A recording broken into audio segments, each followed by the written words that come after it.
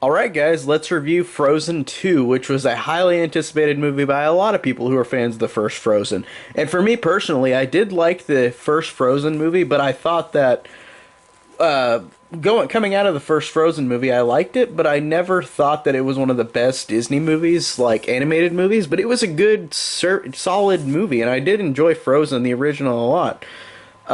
And Frozen 2, I was really curious because we've only had a couple Disney sequels that were like theatrical that weren't direct to video or made on a direct to video market. Like Wreck It Ralph 2 was theatrical, and I enjoyed that one, so I was really curious to what I would think of Frozen 2.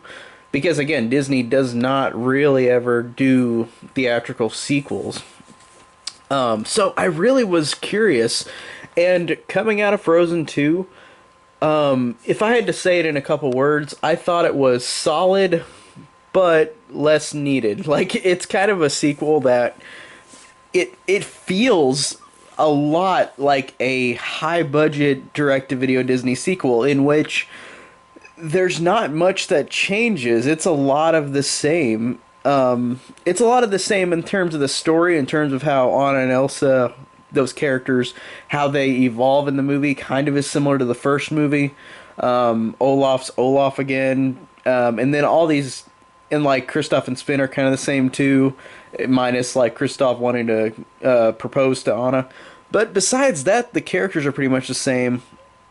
But I do think that it does have a couple things different enough, like the use of like learning their past, like with their ancestry, I thought was cool, and I thought that that kind of made the movie feel a little worth it, but not overall. But I did like that those moments of the movie, and of course, this is a Disney animated movie, and the animation in this is incredible. Like it is truly incredible, and I'll give it another positive too. That the use of having it not just like a like how the movie looks. It doesn't look like a winter movie. It looks like an autumn movie.